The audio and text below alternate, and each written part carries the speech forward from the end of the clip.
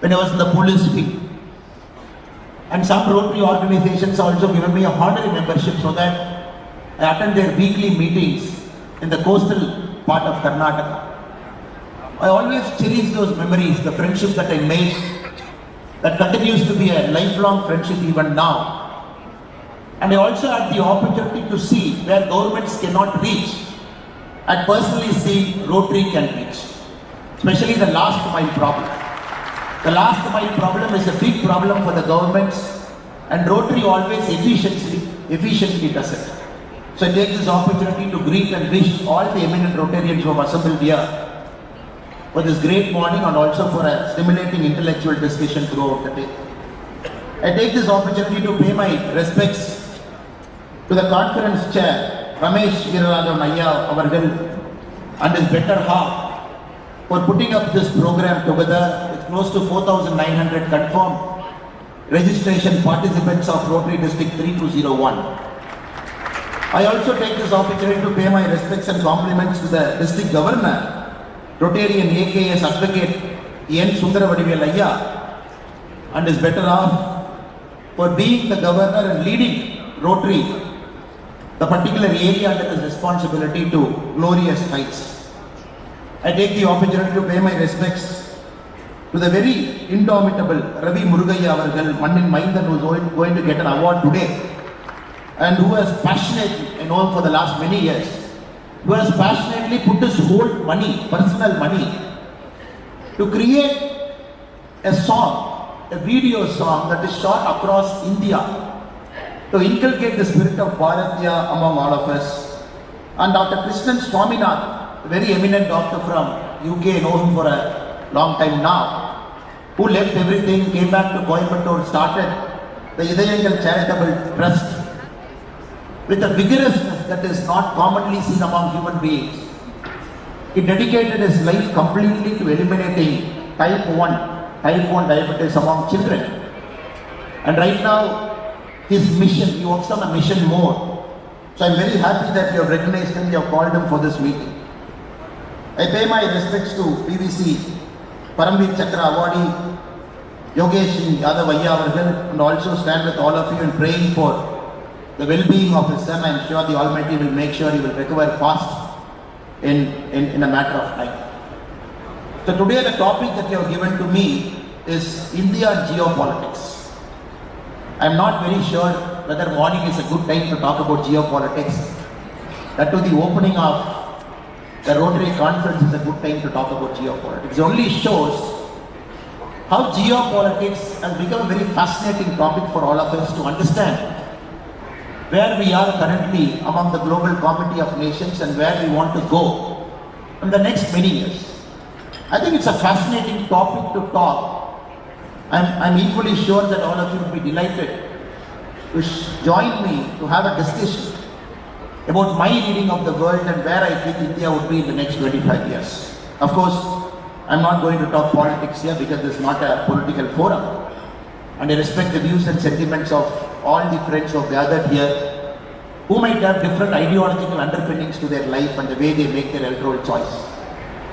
If I am able to bracket geopolitics into three divisions, it is the goal which determined for a long time how the world is governed, then the American dollars, which is determining even now how the world is shaping up. Probably the next 20 years it is going to be the chips and the silicon wafers that is going to determine how the world is going to shape up and rearrange itself. The dollar was a very important exchange value for a long time. It will continue to be for a long time. 58% of the world's reserve is held in dollars. Last month, the SWIFT payment, where the international banking transaction is done, 49.1% of the transaction across the international settlement happened in dollar. So dollar did not reach here by simply printing a dollar and they reached here, where 58% of the world trade reserve is held in dollars. Americans were able to reach here by a series of strategic maneuvering over the last 100 years that has primarily made US as an indomitable superpower that has made almost all the nations to depend on US. Our Honorable Prime Minister Narendra Modi ji's visit to US in the last 2 days, many of us were curiously watching Mr. Trump's statement and Mr. Modi's statement, what they were talking, and possibly how Indo-US relationship will shape up in the short period over the next 4 to 5 years. 1870 to 1920 was the first phase where the American dollars, the gold played a part. 1911, 1920, 1925, just before the American Depression, 1933, the US had a very fair share. They said 1 ounce, which is 28 grams of gold, is pegged to a dollar, which is 20.67, which is $20.67. If you take 28 ounces of gold, that will be equivalent to $20.67. That is what we call the dollar gold reserve. And any dollar you print, 40% of its value should be held in gold. So we all believed, okay, US as a global country has got a marking of a dollar to a gold. 1933, when the Great Recession in America started till 1939-40, Americans suspended the gold measure of value to a dollar. Even then the world waited. 1944, when 44 countries gathered in New Hampshire in a place called Bretton Woods, they created the international system of a monetary fund. They created the World Bank, in which the primary currency itself is dollar, because dollar is pegged to gold. So all of us never had a problem. We thought, okay, this is the world currency now. There is an IMF, there is a World Bank which is created in 1944, and dollar will be the underpinning value. And India, especially Coimbatore, has got a pride of place, because in 1944, pre-independence from our country, we sent 5 people to that conference, agreeing that India will also be a part. 3 Englishmen and 2 Indians. And 1 Indian happened to be a guy from Coimbatore, Shanmugam Shetty Ayya, who happened to be our first finance minister, also was part of the Bretton Woods conference. So no problem, it went on and on and on. Till 1971, when the system collapsed. Sorry, I'm taking 10 minutes to set a base to understand how geopolitics was for the last 100 years, so that we can make some assumptions next 25 years how it will be. 1971, this concept collapsed. Now, it's a very fair value, you know. Dollar gold, 1 ounce, which is 28 gram of gold, is equivalent to $20.67. So all of us had a very fair belief that dollar as a currency is there because it is backed up by gold. 1971, when the model completely collapsed, when the US said no more gold reserve to dollar, suddenly we didn't know what to do. Because none of the countries could match America's might, even in 1971 at that point of time. Because by the time from dollar, we were slowly shifting towards petroleum. The newfound reserves, Middle East countries have found oil wealth in abundance. And they were exporting petrol. A lot of countries were importing petrol. And everybody wanted dollars, everybody wanted to print dollars. So Americans started recklessly printing dollars. They were printing dollars just like water. The American Federal Reserve became the preeminent global body in the world. Covai, Saudi Arabia, all the big countries like Russia at that point of time, the OPEC nations, it was holding all its petrol, either by selling, getting dollars, or by buying petrol by buying dollars. So dollar became so powerful. Americans determined the geopolitics of the world by using dollar as a medium. For example, Saudi Arabia, when Mr. Trump took over now, he said, somebody asked him, which is the first country you want to go to the world as a US president? Normally, if it is in India, if it is Sri Lanka, we all have a certain pattern. We go to our friendly neighbor. We go to our country that is very closest allied to us. Do you know what did Trump say? Trump said, last time when he took over, Saudi Arabia agreed to purchase 450 billion worth of US goods. So I went to Saudi Arabia as my first country. If Saudi Arabia agrees to buy 500 billion worth of US goods, I will go to Saudi now. Immediately, promptly, the Saudi king called Mr. Trump and said, Trump, don't worry, we are going to invest $600 billion into US. So that is how dollar as a powerful medium, it shapes not only geopolitics, it also shapes how different countries deal with other countries in the world. So Mr. Trump's first foreign visit as American president is determined by which country is going to invest or buy American products at the American dollar value. So into this geopolitics, India as a country, we are observing, we are carefully watching, we are navigating how Bharat should be positioned in the next 25 years. It did not stop there. Right from 1971, all the countries which had a lot of petroleum, once you export petroleum out, you get dollars. So that dollars, you got to invest in other parts of the world. For example, we all know Daimler Chrysler, Benz car. Many of you own a Daimler Chrysler, Mercedes-Benz. We all know it's a German company. But how many of you know the number one shareholder of the Daimler Chrysler, the Benz company, is the Kuwait Investment Corporation, which owns 9.7% of the Daimler Chrysler Corporation, because the money Kuwait is earning by selling petroleum, by getting that money, it has to invest in properties across the world. So though it could be a German company, but the petrol that is sold by a Middle East nation, that is traded in dollars, will decide in which country I am going to buy which company. We all know the Norwegian sovereign fund.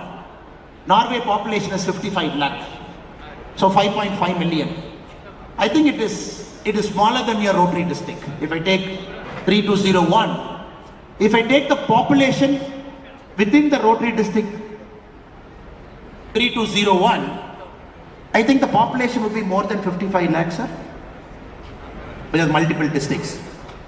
So Norway's population as a country is less than the Rotary district 3201. But the wealth fund they hold is $1.8 trillion is Norway's sovereign wealth fund. For example, India, we are holding $690 billion as foreign exchange reserve. Norway is holding $1.8 trillion. Why? Because Norway was able to find petrol in North Sea. The politicians were very intelligent. They said, we are a small country, Scandinavian country. Half the time we are in snow and cold. We need to generate revenue, keep this revenue safe for the next 20 generations. We don't have any right to spend this money now. Very carefully, each of the petroleum barrel they were selling from the North Sea, very carefully they started accumulating. Today it's worth 1.8 trillion. Now you might ask me, what is $1.8 trillion worth? Norway has invested in 70 countries in 6,500 properties. They have invested in companies, they have invested in the global supply chain, they have invested in the manufacturing of big companies, they have invested in rental properties in London and New York. That money which they generate from their investment in 70 countries, it goes back into Norwegian sovereign wealth fund. That gives 20% of Norway's budget. That is why Norway happens to be one of the richest countries in the world. We have to understand the geopolitics, how dollar as a medium, how petrol as a commodity, when they both combine together, it determines the world politics and geopolitics, not only for the last many years, but also for the next few decades as well. If I go one step further, Americans are very clever. You have my dollar, your assets are held in my dollar, your SWIFT transactions are done in my dollar, you better buy my products back into your country. That is why Iran and US is fighting now. But once they were so close allies, Americans used to, when Iran sell their oil out, Americans used to sell their fighter planes to Iran. Americans used to sell their fighter planes to Saudi. So America used to benefit in multiple ways because dollar is the world's currency. Oil is flowing out. People are generating so much money that is again capped in dollar. So I have my defense company, all the big companies in US, I have to sell fighter jets, I have to sell missiles. So better you buy my product because you are holding this and all. How do you break this? Till anybody thinks of breaking this, America is going to be the superpower of the world for many, many years to come. That is why Mr. Trump, immediately after he took over, he said two things day one. He said, anybody who has put a tariff on American product that is entering into US soil, I am going to put a counter tariff for your product entering into my soil. He said number one. This affects all countries. Straight away he said, Canada, Mexico, all my neighbors, I am going to put 25% tariff.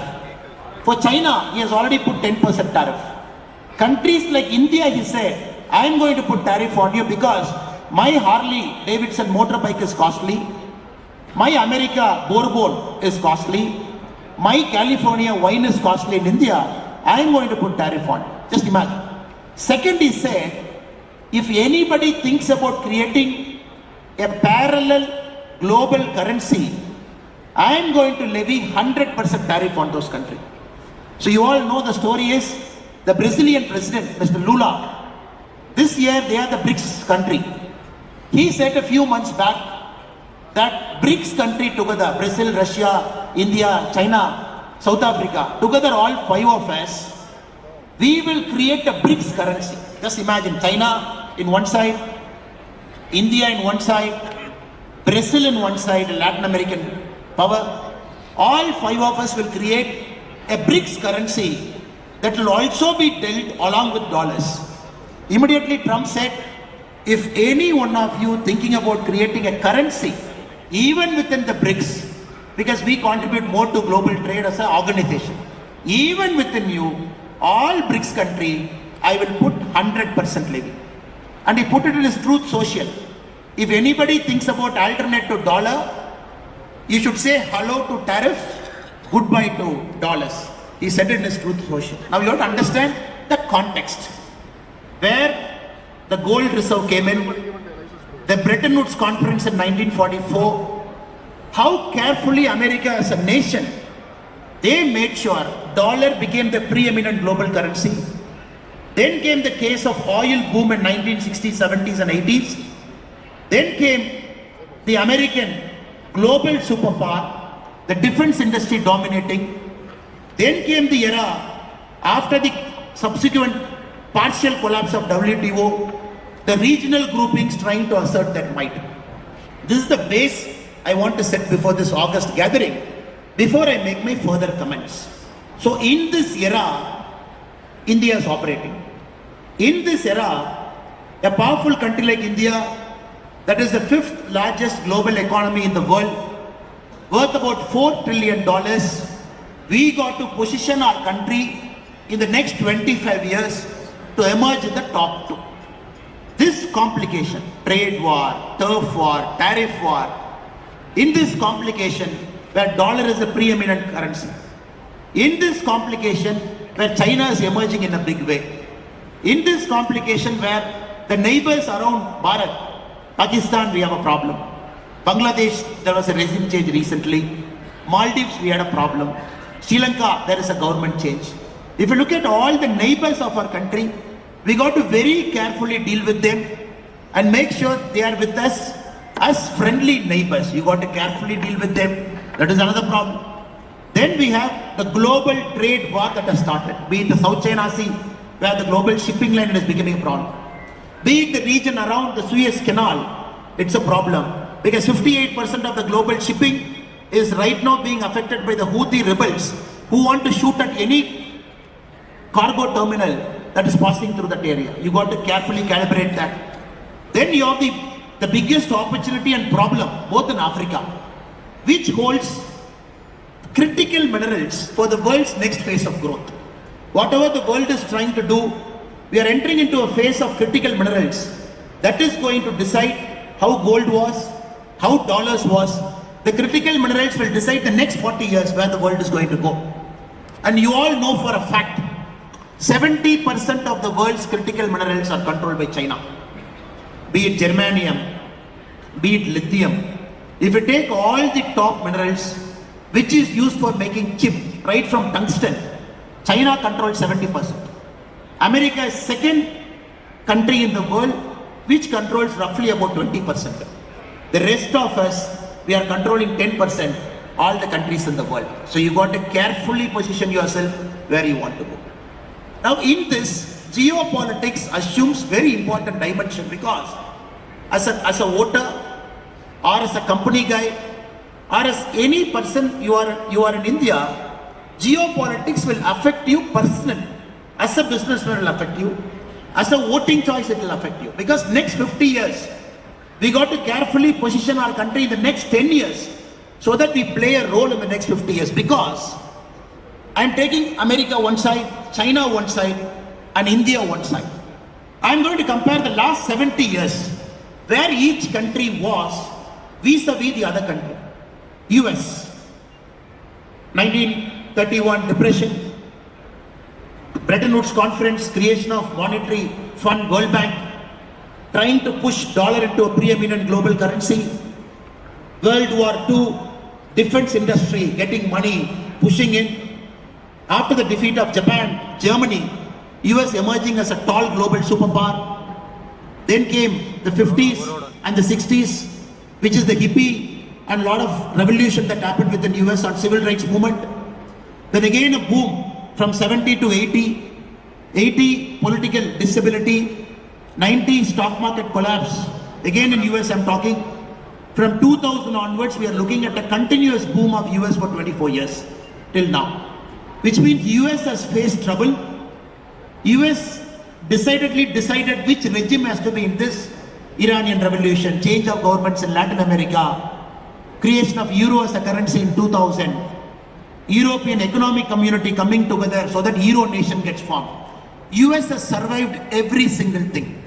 US has survived every single thing, and still it continues to be the global superpower even after this many years. Look at China. Again, if you look at China, such a great, culturally significant nation, which the Mings and all the dynasties, at that point of time, very important country in the world. When Angus Madison says, around 1700, when 25% of the global GDP was dominated by India, and we also have to remember 30% of global GDP was dominated by China in 1700. Such a big country, culturally such a rich country, because they believe they operate between heaven and earth. China as a country, culturally they believe they are below heaven and above earth. That's how Chinese civilization is. Now China is reasserting now. Napoleon Bonaparte once said, don't wake up China. China should always sleep. If China wakes up, it's a danger to the world. Because such a big civilization dominating the world, 1500 odd years, sleeping peacefully for 200 years. Mao Zedong came, fight between National Party and the Communist Party, 50s, great leap forward of Mao, cultural revolution, 1960s, importance given to industrial base, again a failed model, Deng Xiaoping coming in, bringing in reforms, then came the special economic zones of 1980-85, then we have seen the growth of China that is unrivaled in global human history. Not even Roman civilization in their biggest years have done what China has done in the last 40 years. Continuous sustained growth, lifting millions of people out of poverty. A country that is essentially rich poor after 1900 has come to occupy the second largest economy in the world. If US is at 34 trillion, China is at 17 trillion, we are at 4 trillion. If you look at China now, that is a country all set for greatness. That is a country, the base is set for global superpower. What Trump is essentially doing right now is delaying America's decline by a few decades. That is what he's doing. China is all set. They are having 70% of the world's critical minerals. They have entered chip. The recent deep sea R1 you must have seen. Now, China is our neighbor. I can take a mic, sit here and say, oh, China is great. I can take a mic and say US is great. But you cannot have your neighbor who shares your boundary with you, who cannot build a bigger house than you. Wherever we live, our fight is always with the neighbor. You got a Maruti, okay, I will get a Baleno. You got a Baleno, I will get a 7-seater. So you got a 7-seater, I'll go for a German car. You got a German car, I'll get a Tesla. So now it is BYD. So the fight is always, because we are always measured with our neighbors. So you build a 5-bedroom house, let me build a 7-bedroom with 3 floors. So whatever we say, China happens to be a neighbor. You cannot afford to have a powerful neighbor that is rising. Yesterday, Mr. Trump said, it's insane. America is a country, we are investing $900 billion in defense. Insane, he says.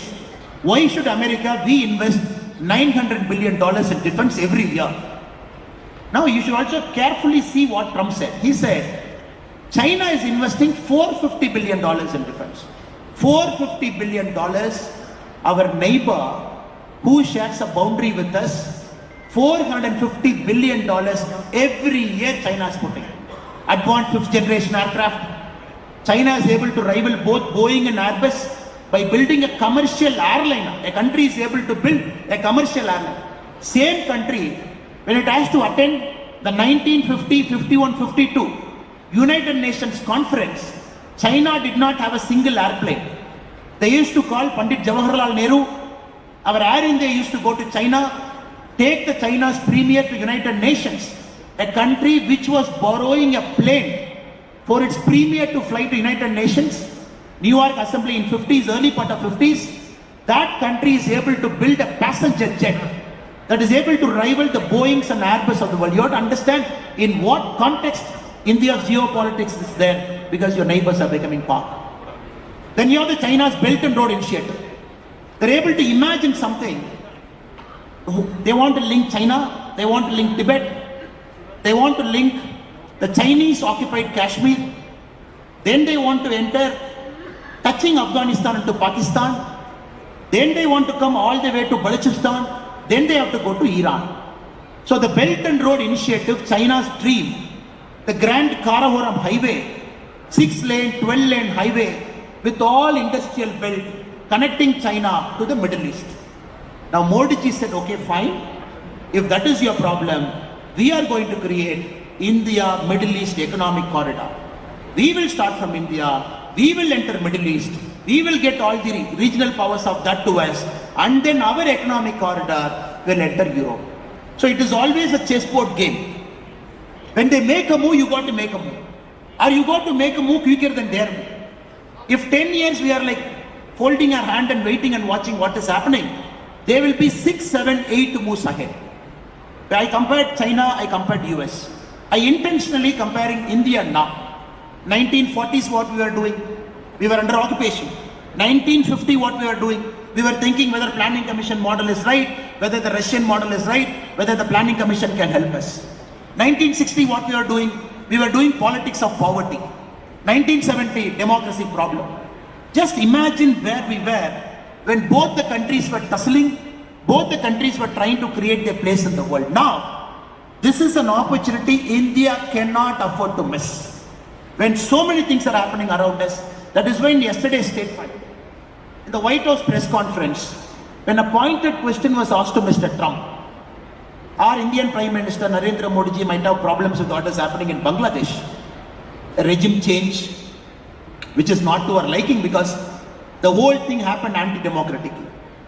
Toppling, making anti-India slogans, going after minority communities in Bangladesh who are Hindus, temples getting attacked, vandalized, buildings getting burned. When somebody asked Mr. Trump, what do you think about Bangladesh? Mr. Trump said, look, that is not my problem. That is Modi ji's problem, he will take care. That's a very significant statement coming from a world leader. Because when we are looking at how carefully the global powers are fighting across India's border, what Mr. Trump said yesterday is a very, very significant statement. He said, that is not my problem, that is Modi ji's problem.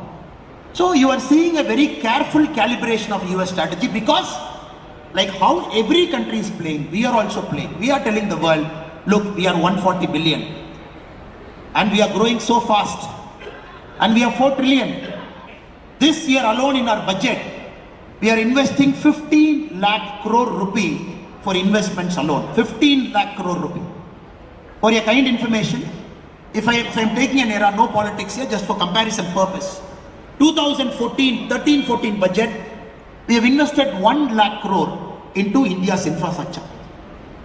10 years later, we are putting 15 lakh crore in this budget alone to create infra. Because we know when we build roads, when we build ports, we are still not, Modi ji is still not done. When he took over in 2014, we had 73 airports. 73. 2025, we are having 158 airports. Modi ji in France said, just few days back, he said, I am not done. We will add another 120 airports. So India's airport is going to jump to 278 by the end of 2030-2032 period. So this is needed because we are telling the world, don't take us lightly. We are earning money, middle class is working hard, corporates are earning money, Reliance Industries, we can abuse them, we can say, oh, big monopoly, this conglomerate, this. How many of you have seen Reliance Industries this year, they paid a net tax of 1,86,000 crore, which is 4% of India's budget. One single company in India, it paid 4% of India's budget. Reliance in the last 10 years have paid 11 lakh crore for India. We can comment, we can say this company is bad, that company is bad. A company in India has gone to that size and scale. It is funding 4% of India's budget. To put things in perspective, India's tax base now, number of people who pay tax, 7.9 crore. The number of people who are paying tax in 2014, 3.45 crore, which means we have added 4.45 crore tax people in the last 10 years. In the budget, when the government said up to 12 lakh rupee no tax means 6.9 crore people will not pay tax. The tax base is 7.9 crore. Straight away we are saying 6.9 crore people will not pay tax. 1 crore people are above 12 lakh, they'll pay tax. So what is the loss to the government? The loss to the government is 1,10,000 crore. What is Reliance contribution to India's taxation system? 1,86,000 crore. So these are all signs how US is having a Walmart, how US is having a Starbucks. Because great nations are great because they have great companies. Germany is great because you have 10 companies in the world that dominates for excellence, quality and precision engineering. Americans are great because they have 100 companies in the world, from ExxonMobil, Standard Oil. You take all the big corporations, Intel, Nvidia, Tesla. So nobody in US talks, I should not have a big company. Why is there a big company? Please divide that big company. It is becoming a corporate-oriented government. Because big companies, they observe economic shocks. Big companies generate employment. Now we are also entering the territory to say, we also have companies that will dominate the world. They will cross boundaries, enter into your nations, invest money, generate employment there. Many of you might know, Indian companies, we have generated the largest employment for Englishmen in UK last year. I'm again repeating this statement to you. Indian companies, we have generated the largest English employment in UK last year. This is an era when the trading companies were able to come here. They're able to rip us apart just few hundred years back. Because thanks to Tata, who was able to make strategic acquisition, thanks to Mahindra, who are in a big way. So we got to generate, cultivate global brands. The next 50 years, when you look at Fortune 500, in geopolitics, it is very important. The global brands will play a role because they carry the country's soft power to all the foreign shows. I'm not going to stay there, sir. 1980, the number of Indian Americans, number of Indians who were in US, I'm not sure anybody who know the data, it is 2,08,000. 1980. 2000, 1 million, 10 லட்சம். 2025, 2.9 million, 29 லட்சம். All these people, they have left our country. It is not their mistake. The country did not have opportunity for them. We suffered from brain drain. The best of our lot, IITs, IIMs, any place, from villages, doctors, NHS po UK la paranga. 51% of people who work in the national health system of UK, they have an Indian origin there. Any doctor you see is India. From Kerala, Tamilnadu mostly, Andhra. We dominate NHS. Last year, the number of students who went inside US, first time we go to China, Indians sent largest number of students into US. Last 3 years, we are sending largest number of students into UK. Last 2 years, we are sending largest number of students into Australia. So geopolitics, they have done with petrols and dollars. We are doing with students. They are done with petrols, dollars and everything. Now, lakhs and millions of our students are there. Starbucks, there is an Indian student who carries our ethos, our value system, our Bharatiya value system. Though he is working as a part-time, but the way I order coffee, the way he gives me coffee, he or she, and the way he talks to me politely and nicely, there is somebody from our soil, far away in a distant land, even in a part-time job, he carries the Indian civilizational ethos in that company. That is why India's soft power, every place in the world we are growing and growing. Entrepreneurs, top people, community associations, students, anywhere we go. In Oxford, in a small city like Oxford in UK, one Tamil association called me, you should come. I said, I'm coming. Next day, one Tamil association said, you should come. I said, no, yesterday only you called, why are you calling today? No, we are a different Tamil association. Deepavali. So a small city in UK, Oxford, has got 3 Tamil associations. 3 Tamil associations in England city. England city. So everywhere else in the world, our soft power is on the rise. People want to come to our country. Kumbh Mela. We have crossed 64 crore. 64 people have come to Kumbh Mela. They have taken snan from Ganga Mata. They have offered their prayers. But how many of us know? Multiple crores they come from outside India. Multiple crores of people. They came to see what is Kumbh Mela. How a religious congregation is up. So in geopolitics, we are having our own strength. But we have to reach there. We have to invest in infra. Create opportunities for young people. Get them employed. Generate big companies in the country. They become our global icons. Travel across border. Invest money. Dominate the globe. So I am very, very confident. In the next 25 years, we are putting seeds now. Airports, ports, roads. I'll take 5-7 minutes to talk about geopolitics and defense. I think that is very important. As we do this, as a large amount of our budget is being spent for defense, like how US is spending $900 billion, China is $450 billion, we are also spending huge amount of money for defense because we are living in a geographical space where you have Pakistan to one side, you have China to one side. And any leader has to prepare this country for a two-pronged war. It should not happen. Whenever it happens, we should be ready. And it doesn't happen by chance. We are investing, searching the best technology in the world. We want a Rafale because it brings firepower in the sky. In France, we already have 6 Scorpion submarines from France. Now Modi ji wants 3 more. He said, give me 3 more. Underwater. In the recent Bangalore Aero India show when it was happening, the Russians have brought their Sukhoi 57. Sukhoi 57 is possibly one of the best planes in the world. They brought it. Many of you must have seen in the media. A 63-year-old Russian test pilot in Sukhoi was doing acrobatics at 63 years old. It was defying gravity. The plane was defying the laws of physics in the sky. So Russia says, please take my Sukhoi 57.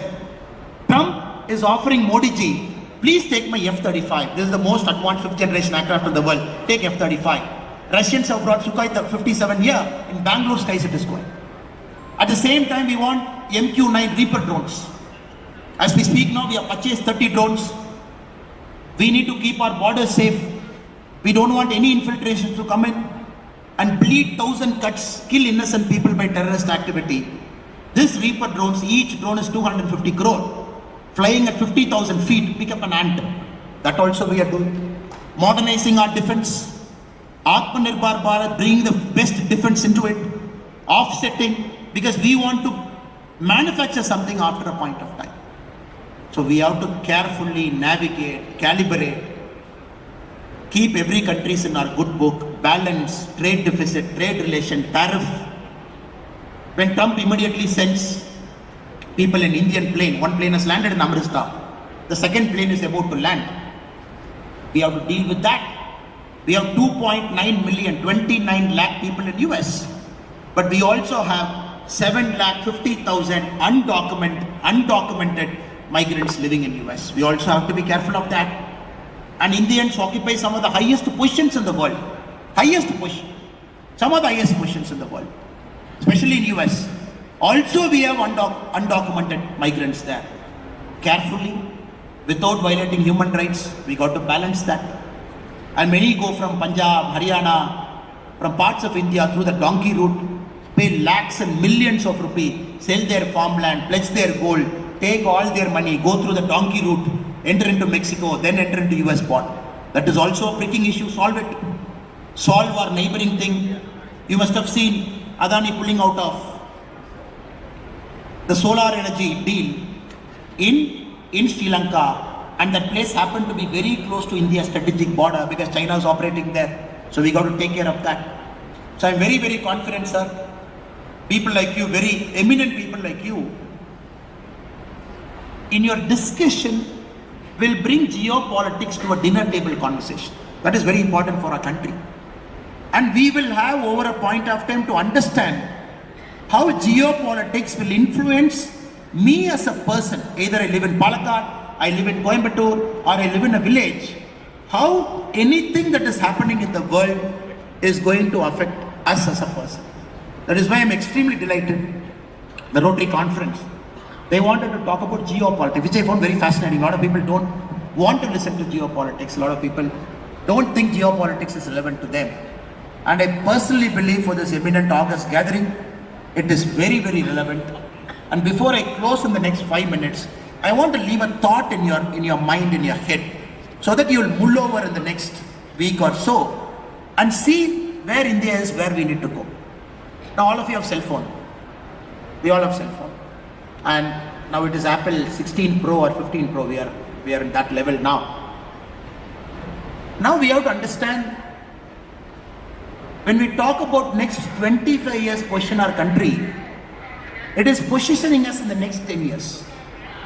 Because the chip inside Apple is manufactured by one company in the world which is based in Hong Kong called TSMC, Taiwan Semiconductor Manufacturing Company that manufactures all the top chips. Below 5 nanometer, they have overtaken Samsung, they have overtaken Intel, they are the chip masters of the world. These chips goes into everything in the world. Defense, missiles, electronic items, TVs, everything the chip will decide. One company in the world based in Taiwan, below 5 nanometer chips, it dominates 99%. That is one company. One company in the world, in Netherlands called ASML, one company manufactures machine that can manufacture the 5 nm chip. That is also one company in Netherlands. One company, one country. As we speak now, it is one NVIDIA till the China's DeepSeek R1 that was deciding artificial intelligence is in our hand. Nobody can even fight with us. California, top 50 artificial intelligence companies in the world, 32 are based only in California state. China is investing so much money to make sure artificial intelligence, they will come number 1 in the world 10 years from now. Now India, we have also got a chip mission, semiconductor mission, where we have allocated 76,000 crore to say, we also want to get into chips. We also want to manufacture 65 nanometer, 40 nanometer, 28 nanometer and sub. So please read the document. We are also very clear we want to enter that. It is in this geopolitics how artificial intelligence is coming, how it is going to dominate us, which country is going to dominate artificial intelligence, will be the dominant superpower in the world. But many of us don't know. Raw materials could be with China, ASML mission could be with Netherlands, chip manufacturing could be with Taiwan, but 20% of world's chip engineers are Indians.